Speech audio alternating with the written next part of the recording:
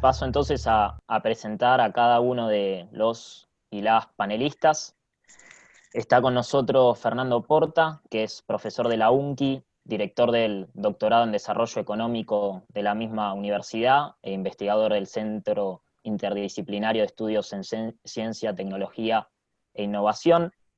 Victoria Yarrizo, que es investigadora del Instituto Interdisciplinario de Economía Política de la Universidad de Buenos Aires. Natalia García, que está reemplazando a Paula Español, que no pudo estar con nosotros por un tema de agenda. Natalia es directora nacional de la Secretaría de Comercio Interior del Ministerio de Desarrollo Productivo. Y se va a sumar un poco más tarde Diego Kovacs, director ejecutivo y economista jefe de la Unión Industrial Argentina, que tenía una agenda apretada y nos comentó que iba a llegar unos minutos después. De todas maneras, Diego va a ir al final. La idea es que cada uno de los panelistas hable en el orden que lo fui nombrando. Bueno, sin más para decir, Fernando, si querés arrancar, te damos la palabra. Hola, ¿cómo están?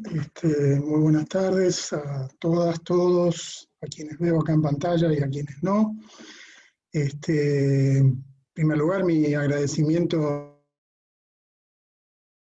a las instituciones y a los amigos convocantes, a la Friedrich Ebert, al CENES, al CEP, a Svenja, a Marta, a Dani. Como decía Pedro, es un placer que hayamos podido recuperar al CEP para estas lides. Todas esas discusiones que venían siendo planteadas desde ese ámbito las tenemos que recuperar y me parece que Dani es una persona indicada para hacer eso. También presentarles mi placer por compartir esta mesa con Victoria, con Natalia, con Diego. Tenemos habituales discusiones sobre estos temas, así que simplemente trataremos de renovarlas. Veo que por la presentación de los organizadores hay cierta expectativa de encontrar certezas, de encontrar respuestas. Yo creo que lo voy a desilusionar, digamos, porque yo no sé mis colegas de mesa, pero a mí la situación actual y algunos de sus aspectos, en particular los aspectos a nivel internacional, etcétera, me generan bastante perplejidad, digamos. No encuentro una hipótesis que me satisfaga, digamos así, para imaginarme cuál puede ser un escenario que nos permita tener alguna certidumbre, armarnos de algún modo una hoja de ruta, digamos, ¿no? Hay veces que leo algunas de las hipótesis que van en el sentido de que esto va a cambiar notablemente y que vamos hacia un modelo institucional y político mundial que más cercano a ese tipo de cosas que en estos ámbitos hemos ambicionado y no me convencen efectivamente. Y por otro lado a veces veo hipótesis en el sentido contrario, de que de aquí esto sale simplemente profundizando los caminos por lo que se venía, y tampoco encuentro argumentos para convencerme estrictamente de eso. Así que voy oscilando y les pido disculpas por esto, porque en realidad una de las cuestiones que a mí me resulta de mucha perplejidad es cuál va a ser la forma y salida de esta crisis a nivel internacional. Digamos, cuál va a ser la respuesta principal del capital a esta coyuntura. Hemos tenido también hipótesis en el sentido de que se venía un punto de inflexión importante en la crisis de 2008 y eso salió más o menos por el mismo lugar por el que venía. Probablemente encontremos algún elemento en esta crisis que haga algo distinto respecto de lo ocurrido hace más de 10 años, pero la verdad que a mí ese me parece que es un escenario sumamente incierto, digamos, ¿no? ¿Qué escenario hay para la competencia intercapitalista? ¿Qué escenario hay para la competencia geopolítica en lo inmediato? ¿Qué transformaciones, si va a haber alguna, en la institucionalidad política? ¿A dónde y cómo va el proyecto europeo? La verdad que incluso en lo más inmediato, ¿estamos frente a una reelección de Trump o no? Y la verdad que no encuentro respuestas firmes para esta cuestión. Hay cosas que me gustaría que pasaran, pero no necesariamente veo hipótesis firmes para pensar que van a pasar, digamos, ¿no? Ese es un problema. El otro problema es que efectivamente esta crisis en lo inmediato ha revelado cierta descomposición de las cadenas globales de valor, por lo menos cierta disrupción de las cadenas globales de valor, digamos, ¿no? Que ha hecho entrar en crisis algunos abastecimientos, etcétera, digamos. Es probable que eso tenga alguna recomposición, y es probable que eso signifique la eliminación de algunos actores que estaban presentes en esas cadenas y el ascenso, la posible emergencia de otros. O es probable que dé espacio para algunas, para mayores posibilidades de cadenas regionales de valor, pero otra vez, la verdad que no encuentro ideas firmes respecto de esto. Ahora, si esto lo veo como incierto, quizás hay algunas cuestiones donde uno podría aventurar algunas hipótesis, por lo menos para el corto y mediano plazo, digamos, ¿no? A mí me parece que no hay que esperar de la economía mundial sino estancamiento o crecimiento lento, digamos, más allá de la reconfiguración que adopte, en donde es muy probable que campee el proteccionismo de modo relativamente acentuado, no solo proteccionismo en términos de defensa de las fronteras nacionales, sino proteccionismo también en términos de intentos de copamiento de mercados externos, etc. Y quizás, visto desde otro lado, como un aspecto que podría ser positivo, como esto ha puesto en crisis varios de los paradigmas con los que en general se informan las políticas públicas, quizás haya más espacio, por lo menos el debate se ha abierto, para un mayor espacio para política industrial, digamos, lo cual puede tener a lo mejor algún correlato en las negociaciones internacionales, algún correlato en los consensos internacionales, y por lo tanto, por ahí abre un poco más de maniobra para la política económica de los países. Digamos, esto para decir algo así muy superficialmente, muy pobremente, sobre el escenario mundial.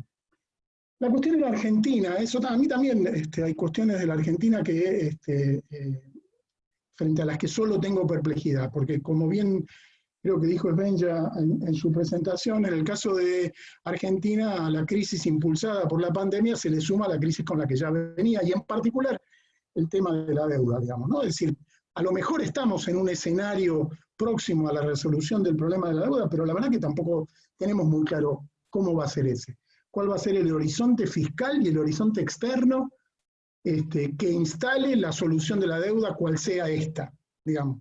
Probablemente de esto tengamos alguna noticia, alguna novedad en poco tiempo, digamos, y a lo mejor hasta podemos aventurar que probablemente sea un escenario que en un periodo de 3 o 4 años relaje mucho los compromisos externos, etcétera, etcétera, pero de todas maneras habrá que ver cómo quedamos en términos de la situación fiscal, digamos. Entonces, para mí ese también es una cosa que todavía pone bastante incertidumbre. La otra cuestión es cuál va a ser la profundidad de la recesión. Dani recién nos hablaba, una caída interindustrial de más de 30%, si tomamos las cifras de abril, digamos, ok, estamos en el piso, probablemente.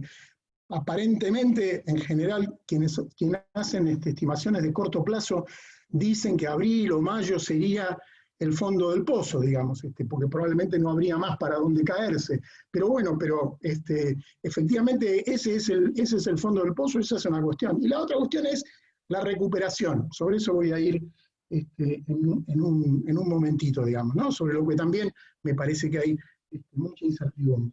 La otra cuestión es cómo va a ser el arbitraje entre la demanda de pesos y la demanda de dólares. Digamos, ¿no? Es decir, las intervenciones del Banco Central están teniendo algún impacto en ese sentido, pero hemos asistido también a maniobras importantes de fuga, maniobras importantes de dolarización de activos, de dolarización de decisiones de inversión, etcétera, en las últimas semanas, ¿no es cierto? Y al mismo tiempo tenemos un conjunto importante de pesos dando vuelta por ahí, que probablemente uno diría, bueno, en condiciones de capacidad ociosa como la existente, etcétera, eso no necesariamente debería ir hacia presiones hacia el dólar y demás, presiones evaluatorias y demás, pero la verdad que tampoco tenemos muy claro qué grado de control tiene la política económica sobre ese arbitraje entre pesos y dólares. Ahora, si esas son incertidumbres, algunas cosas que sí sabemos que están pasando, algunas evidencias. El impacto recesivo es tremendo, pero no le pega a todo el mundo por igual. Digamos, la heterogeneidad sobre el aparato productivo de la recesión es muy fuerte. Hay sectores con caídas que son superiores al 30% del que hablaba Dani, y hay sectores que tienen algún crecimiento moderado, digamos. Y en el medio, N situaciones sectoriales diferentes, que impactan distinto sobre colectivos sociales y que impactan distinto sobre situaciones regionales. Entonces, otra vez, la pandemia, o digamos la gestión y la coyuntura, lo que está haciendo es agregándole un lado más de heterogeneidad a lo que ya teníamos en términos de nuestra estructura productiva. Lo mismo sobre el impacto social y distributivo. Estamos teniendo un tema de atomización de ingresos, no son las mismas, más allá de que existe alguna institucionalidad laboral, que de algún modo trata de uniformar las situaciones de los asalariados formales, y existe una activa política de ingresos, que de algún modo trata de paliar la situación de los sectores sin ingresos fijos. De todas maneras, en ese magma se están cocinando situaciones muy diferentes, digamos. Una atomización todavía mayor de las necesidades y las situaciones colectivas individuales. La otra cosa que probó estos meses es que no necesariamente la puesta en el bolsillo, no necesariamente las transferencias de ingresos tienen un impacto multiplicador inmediato sobre los temas de la producción, digamos. Y entre otras cosas porque claramente los ingresos que reciben los sectores populares no cierra el circuito sobre un núcleo de producción basado en la economía popular. Buena parte de esa cuestión va escalando, se va eslabonando hacia sectores de comercialización y sectores de fabricación cada vez más concentrados, que en última instancia no devuelven en términos de salarios, no devuelven en términos de ingresos. Entonces el circuito ingreso-producción es un circuito que tiene fugas por distintos lugares. Y eso también impacta sobre la eficacia de la política. La eficacia de la política es buena en términos de paliar la situación social, no necesariamente tiene un impacto inmediato, digamos, sobre la estructura productiva. Ahora, la reactivación, supongamos, es probable que estemos en el fondo del pozo y que tengamos a partir de ahora una cierta reactivación. Mi impresión es que esa reactivación va a ser más en forma de L que en forma de V, va a ser más una reactivación relativamente lenta que una reactivación rápida, digamos así. No se replican las condiciones, en particular las externas, del 2002-2003 que favorecieron una salida rápida del fondo del pozo. Y por lo tanto, y además, me parece que se están produciendo algunos cambios en algunas micros de algunos sectores, un cierto cambio tecnológico, un cierto cambio organizacional ahorrador de mano de obra, digamos. Entonces, me parece que ese escenario de reactivación complica el escenario del mercado de trabajo, complica el escenario del empleo, lo complica hacia adelante, digamos así. La otra cara de esto es que podría favorecer la postergación de cualquier emergencia de restricción externa, digamos, porque por el momento un crecimiento lento, digamos así, no necesariamente nos pone frente a un horizonte de restricción externa en lo inmediato, siempre y cuando cuidemos, por otro lado, el aspecto de la fuga u otros mecanismos de salida de divisas, digamos. Ahora, si por casualidad la reactivación, yo me estuviera equivocando en esta hipótesis, y la reactivación fuera más rápida, probablemente podríamos ingresar también en un escenario de restricción externa antes de lo que estamos previendo. Digamos. Y entonces esto nos instala en el dilema de siempre, digamos, el post-COVID, digamos, la gestión actual del COVID y el post-COVID es el dilema de siempre, en última instancia, de la economía argentina, digamos así, ¿no? Es decir, cómo reperfilamos la matriz productiva para poder gestionar al mismo tiempo el equilibrio interno en términos de empleo y el equilibrio externo en términos de necesidades de divisas, digamos, ¿no? Es decir, que cualquier gestión post-COVID debe retomar los objetivos de un crecimiento intensivo, y en particular un crecimiento intensivo en trabajo, y como decía Marta hace un ratito, en trabajo de calidad, y por otro lado, en una estrategia que permita recomponer ingresos, que permita aumentar, recomponer ingresos y tratar de ir cerrando las distintas brechas que esta crisis coyuntural ha tendido a profundizar. Ahora, con la matriz productiva actual, sabemos que eso tiene patas cortas. Eso desemboca nuevamente en un escenario de restricción externa a corto plazo. Digamos, ya tuvimos algún tipo de experiencia en ese sentido, en las experiencias de crecimiento rápido sin modificaciones sustantivas de la matriz productiva antes de 2015. Bueno, yo creo que acá en la mesa se conoce, yo vengo proponiendo desde hace tiempo algo que un poco para provocar la llamo una utopía reformista, digamos, ¿no? Una utopía reformista en el sentido de una estrategia de desarrollo que sea capaz de llevarnos hacia una economía de trabajo formal y a una economía de salarios altos, digamos. Me parece que ese sería un camino, digamos, un camino posible. Ahora, yo tengo la impresión, y para ir cerrando, porque el moderador ya me ha sacado la tarjeta amarilla, yo tengo la impresión de que, por supuesto, para una estrategia como esa, necesitamos una política industrial activa. Hemos discutido en otros escenarios sobre esta cuestión, digamos, una política industrial que sea capaz no solo de modificar la estructura tecnoproductiva, sino que sea capaz de modificar las estrategias de acumulación de los agentes principales de la economía argentina y sea capaz de modificar su modelo de negocios, que es un modelo predatorio en general, triplemente predatorio, predatorio de las condiciones laborales, predatorio de las condiciones fiscales y predatorio de las condiciones naturales. Digamos. Entonces me parece que efectivamente necesitamos una política industrial muy activa, dirigida a todos esos cambios. Ahora, yo tengo la impresión de que lo que nos ha mostrado esta coyuntura actual, el grado de desigualdad de la economía argentina, el grado de vulnerabilidad de vastos colectivos sociales, etcétera, que con esa utopía reformista no alcanza. Digamos, eso puede ser una solución para algunos sectores formales de la economía y quizás progresiva y lentamente para algunos sectores que se puedan ir incorporando a este esquema. Pero nosotros tenemos un 40% de la población argentina al margen de esta dinámica. Y hasta que esa utopía reformista absorba a ese 40%, creo que es un costo generacional enorme. Por lo tanto, me parece que hay que pensar en cuestiones que van un poco más allá de ese cambio de matriz productiva. Digamos, me parece que tenemos que pensar en cómo el Estado genera activos complementarios decisivos para que las organizaciones de la economía popular y los sectores de la economía popular puedan escalar y tener más que una estrategia de sobrevivencia.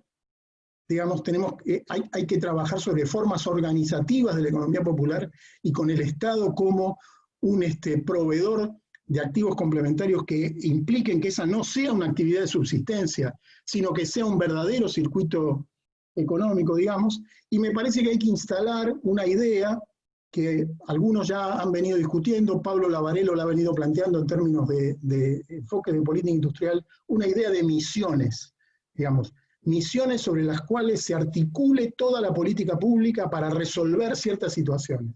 Y a mí me parece que acá hay 3 misiones centrales. Una es la misión de la salud. No cabe ninguna duda que tenemos que tener una estrategia de fortalecimiento del sistema de producción para la salud, por una parte, y una estrategia de igualación de las condiciones de acceso de la salud del conjunto de la población. Esa es una misión particular. Otra misión es, me parece a mí, el tema de la urbanización de las villas y barrios populares. Digamos, ahí hay un trabajo enorme para hacer, para brindar condiciones de habitabilidad que tiendan a resolver algunos de los problemas más urgentes que hay en términos de cuestiones sociales en esas poblaciones. Y combinado con esto, probablemente una tercera misión sea una política explícita, amplia, de soluciones habitacionales, digamos, que probablemente tenga que combinarse con las otras.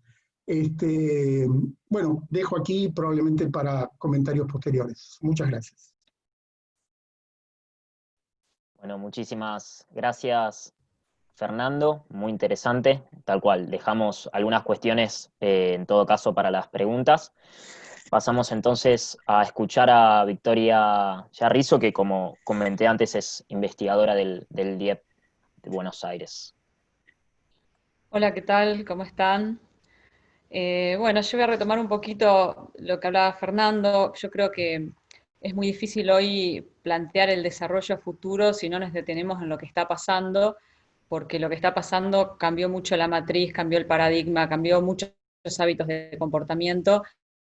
Bueno, un poco lo que decía es que esta nueva realidad nos obliga a cambiar un poquito la mirada sobre el desarrollo argentino en función también de cómo se va a ir acomodando el mundo y cómo nos vamos a ir acomodando nosotros, ¿no? Porque por un lado vamos a tener todas las miradas puestas en la coyuntura, que como decía Fernando, esto de alguna manera nos agarró inesperadamente a todos, creo que nadie estaba preparado para una situación así, ni siquiera los economistas para plantearnos el desarrollo a partir de estas caídas fuertísimas. Y por otro lado, la mirada para adelante, después decir, bueno, ¿cómo quedamos? Una cosa que me parece interesante ver es que Argentina, la pandemia nos encuentra en una situación ya de por sí muy delicada. Argentina ya venía cayendo hacía 2 años prácticamente, que veníamos cayendo a la industria, venía cayendo el PBI. Este año se esperaba una recuperación porque realmente las empresas ya estaban bastante asfixiadas, entraban al 2020 sin resto financiero, con problemas de rentabilidad. Entonces, la pandemia nos agarró, nos tomó desprevenidos y nos tomó muy mal. Cuando uno mira el impacto, y yo voy a hablar un poquito de dos impactos, un impacto directo y otro impacto indirecto, y me voy a tratar de meterme más sobre el sector productivo que sobre el impacto social. Cuando uno mira el impacto directo, bueno, ves la cantidad de empresas que cerraron. Obviamente que detrás de esos cierres de empresa tenés familias que se quedaron sin ingresos, ¿no? La mayoría de las pymes en Argentina representan el ingreso familiar de un hogar. Hablemos de las pymes, hablemos de los cuentapropistas, de los comercios, ¿no? Muchas empresas y generando inequidades, porque, por ejemplo, el sector textil o el sector indumentaria, que es el último que se está permitiendo abrir, es un sector que moviliza mucha gente de la economía popular. Y de repente tenés el sector de alimentos, donde moviliza actores de otro rango de la economía. Entonces, esto está generando inequidades. Por otro lado, dentro de los impactos directos, también tenés muchas empresas que hoy, si bien están abiertas, están trabajando con muchísimos menos pedidos y menos demanda, lo que les genera obviamente niveles de ingresos y niveles de rentabilidad que están al límite entre lo sostenible y lo no sostenible de la empresa. Y también estos nuevos protocolos que aparecen en las empresas produce de alguna manera una reducción de la productividad a la que venía la empresa habitualmente. Por ejemplo, el tiempo que se demora hoy entre que llegan los empleados, se le toma la temperatura, se cambian los uniformes. Hay empresas que, por ejemplo, tenían distancias de 3 metros entre mesa y mesa. Una empresa de juguetes, por ejemplo, una fábrica de juguetes, las mesas tenían una separación de 3 metros, hoy el protocolo te exige 6 metros, lo que implica trabajar con la mitad del personal. Entonces, hay una nueva realidad que nos impone todos estos protocolos, que vamos a modificar muchos hábitos y muchos procesos de producción de las empresas. Y por otro lado, otro impacto que se está viendo y que es un impacto directo de la macro también, es el impacto sobre precios, porque hoy tenemos 4 impactos que de alguna manera tenés los sectores o las fábricas, las industrias que demandan insumos que están dolarizados, pero están dolarizados a valor dólar oficial. Entonces, por ese lado todavía no hay presión sobre precios, pero después tenés los importadores que hoy tienen que acceder al dólar más caro, y ahí hay una ruptura en los pases de valores en las últimas semanas, hay bastante incertidumbre, y ya hay ajustes de precios anticipados.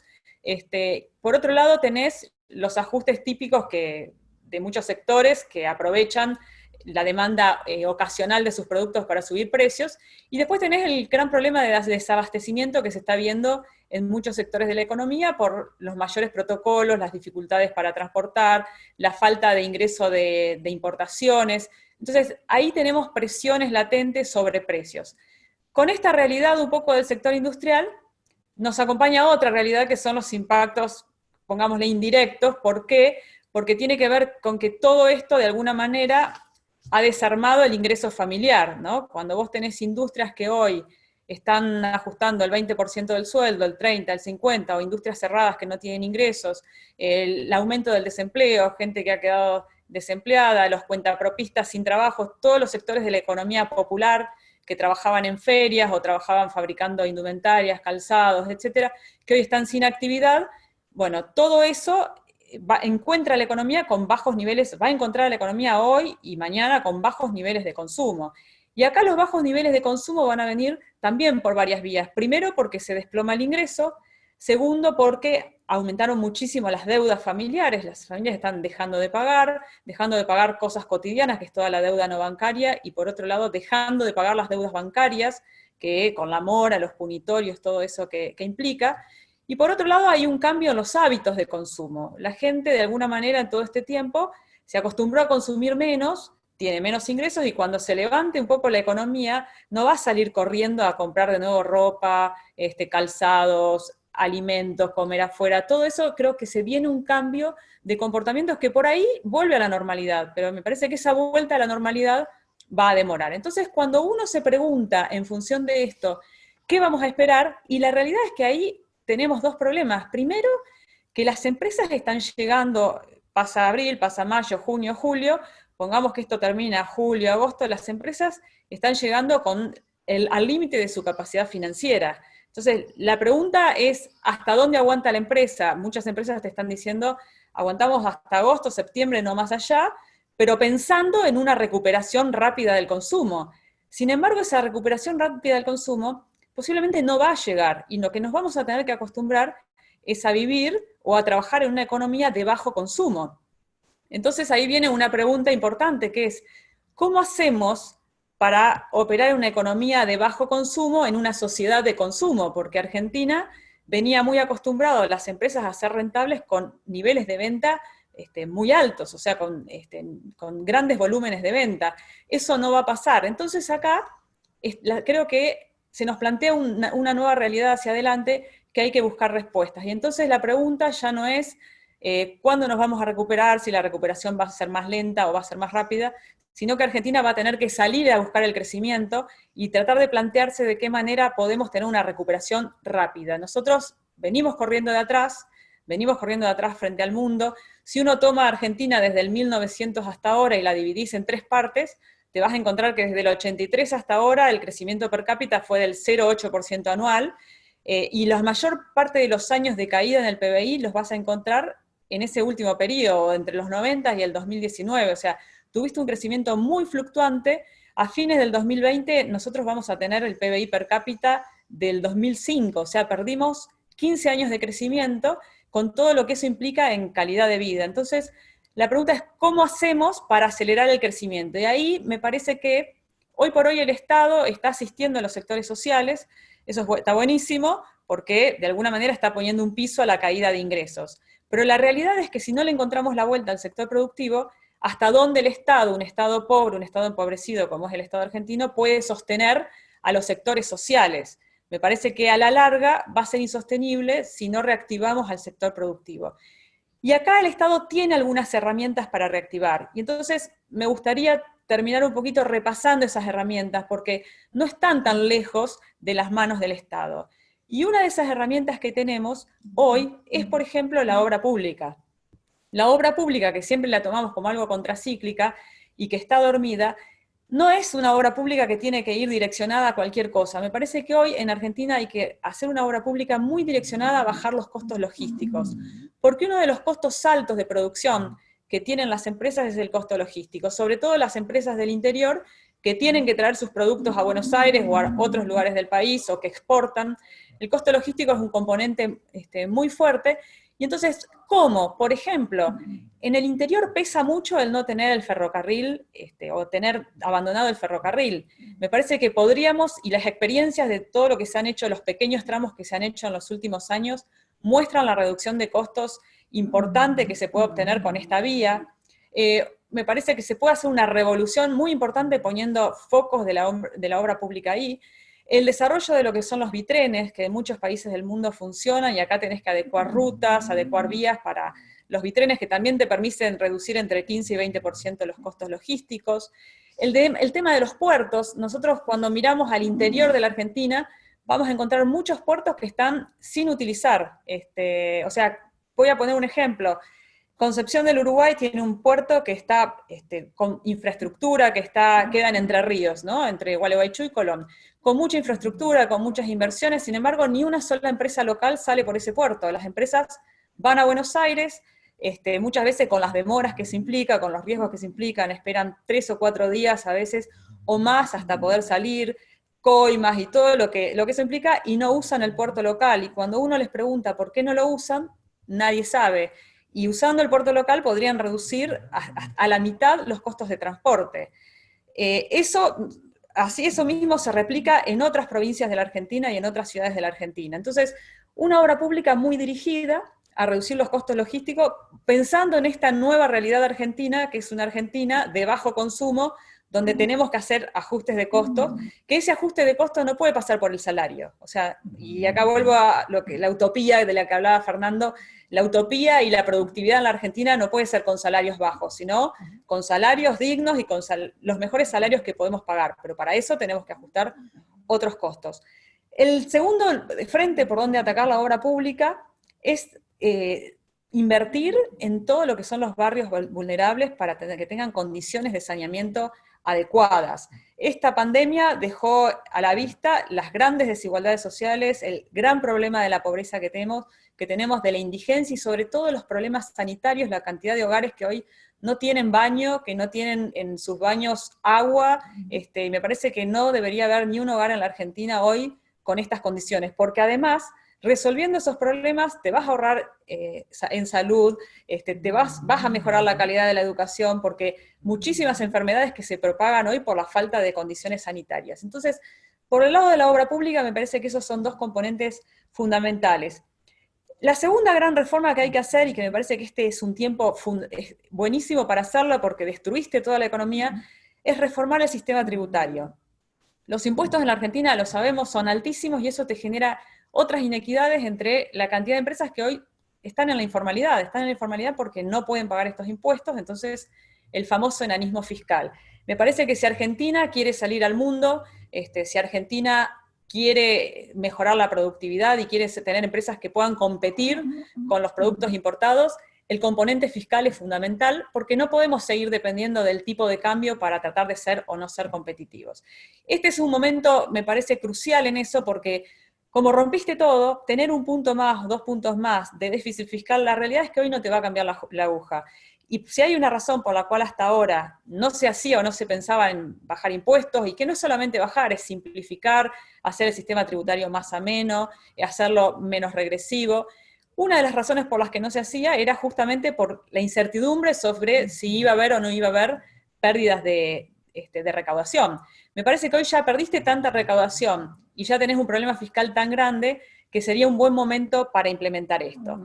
Y el tercer punto, y acá retomo algo de lo que se habló antes, es salir a exportar. Argentina necesita salir a exportar, lo sabemos todos, porque necesita generar divisas para resolver los problemas constantes que tiene con los problemas de la deuda, para poder pagar sus importaciones. Argentina es un país muy dependiente de las importaciones, por más que nosotros hoy quisiéramos construir una industria y sustituir importaciones, eso es un proceso muy lento, y además en la medida que Argentina no sea competitiva, la realidad es que es muy difícil hacerlo. Entonces, Argentina necesita salir a exportar, pero el salir a exportar también requiere de 2 patas. Una es la pata del Estado, porque en muchos sectores nos vamos a encontrar que Argentina tiene mala imagen en el mundo. Sector metalmecánico, por ejemplo, es un sector que Argentina tiene muy buena calidad, quizás la misma calidad que los acoplados, que el transporte en Brasil, y sin embargo tenemos peor imagen por nuestra historia, por alguna vez haber dejado plantada alguna exportación, por los problemas burocráticos a veces para concretar esas operaciones. Entonces, se necesita presencia del Estado argentino abriendo o ayudando a abrir góndolas en el mundo a través del marketing. Y por otro lado, cuando uno revisa los sectores exportadores, nos vamos a encontrar con que productos exportables hay. El problema es que no tenemos cultura exportadora, y cuando hablamos de cultura exportadora, los mismos empresarios hacen su autocrítica que dicen, el problema es que cuando estamos mal en el mercado interno queremos exportar, pero cuando se recupera el mercado interno, preferimos vender acá adentro porque nos es mucho más barato. Entonces, ahí vuelvo a insistir que el costo, logístico, todos los trámites para exportar, cuando uno mira todo lo que tiene que hacer una empresa para exportar, realmente el proceso de exportación es entre las coimas, entre la burocracia, entre el transporte, entre los riesgos de traer el camión a Buenos Aires, o sea, es muy complejo. Entonces, si no simplificamos eso, realmente es muy difícil pensar que vamos a generar exportaciones solo con financiamiento o solo con crédito. Y acá me pregunto, ¿cuáles son los programas realmente? No, hasta ahora yo no he visto un programa pro exportador en la Argentina que incluya toda la complejidad que tiene el proceso inversor. Entonces, y vuelvo acá en el último momentito que me queda, que me parece que vamos a una economía de bajo consumo, las empresas van a tener que ser rentables en esa economía, el Estado va a tener que buscar la forma de asistir al sector productivo, porque es insostenible asistir, sino permanentemente a los sectores sociales. Los sectores sociales tienen que encontrar cabida en el sector productivo, y mismo los emprendedores. Los emprendedores en la economía popular tenemos un potencial de emprendedores y capitalistas que hay que aprovechar, pero para eso hay que apuntalar. Y muchas veces la forma de apuntalar es, por ejemplo, darle cabida en las compras del Estado, en resolver el tema de la burocracia estatal.